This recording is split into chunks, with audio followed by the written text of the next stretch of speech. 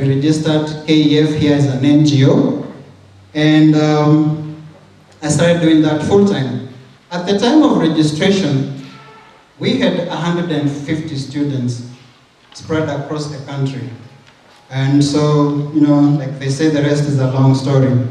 In 2009, we were approached by an organization which was doing a scholarship activities here in Kenya, but was never registered. And the offices were based in Washington, D.C. We had conversations and agreed to merge. The conversations had started in 2008, and we ended up merging in 2009. The difference between what they were doing and what we were doing was only the type of children they were supporting. They were predominantly supporting students or children from the pastoral or nomadic communities. That is the northern Kenya, Marsabit, Turkana, some parts of Masailand. Children who are not able to go to school because of the lifestyles that their parents lead. And so we felt it was a good idea, now that we had presence in Kenya, for us to be able to support each other that way. And our numbers grew almost by 100% at the time. And then in 2013, we merged with another organization called Children of Kibera, which also did scholarships, but supported children from Kibera. This is an organization that was founded by the late Ken Okoth. And then after him becoming a member of parliament, he couldn't continue running the organization. And so it made a lot of sense for someone else to do so. And so again, we merged with that organization and of course grew our numbers tremendously. We made a strategic decision to, one, focus on high school. Because after our experiences, we realized that the need was biggest at that level. Primary had become free, and university, people had other options like help and so forth. So high school was the biggest challenge for a lot of people. So we focused on high school, and then we made it also possible for people to present applications.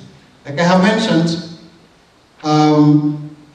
the only way students came to us was through referrals. We formulated, I think, one of the most comprehensive application processes, which involves the actual written application, involves another committee sitting and going through the application to just make sure that it's properly filled and it has all the supportive documents. And then all that is uploaded to another committee which sits in the US. So they have an opportunity to look at the application very objectively, minus the biases that sometimes unknowingly we end up having. And then that committee will submit a list to us, a list of people or applicants whom they feel, if funds are available, this should go to school. And then once that shortlist comes to us, we wait for the KCPE results. Please note that all this happens before the students even sit for KCPE when they're in class 8. So that one, we are not pressured by their good scores, but our main criteria, if I didn't mention, is actually the financial need. So we have to be convinced that this applicant will not be able to go to the next level unless they are financially supported. So when the KCPE results are out, that is when we subject them to an interview where they come together with a guardian, and we confirm whether, one, it is them who actually filled the application, but also we're able to gather a lot of other information that allow us to make decisions. And then, of course, the last part of the application process is when they come for the scholarship award. And so they get the scholarship, we call it comprehensive, we call it a full package. Full package because we will pay their fees in full between the time they're in Form 1 up to the time they graduate from Form 4. And of course, we buy them uniform, we provide them with shoes, we provide them with anything which is academically required and or prescribed by their schools. And of course, they will join mentorship, life skills, career readiness program in addition to the fees payment.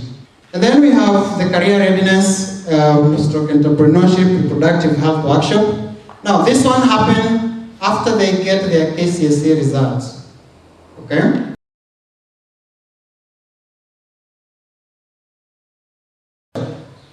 the 3,600 that have gone or graduated through our programs, we have a transition rate of 90 to 92% each year after KCSE. And we are very confident that it's because of the supportive and auxiliary programs that we have that other students may not have the opportunity to access. Okay. And of course, we are not able to do all this alone. We've had the benefit of working with partners. Some have been there for a very long time, others not so long, but all of them have contributed to the kind of success that KEF is able to talk about or to be proud of.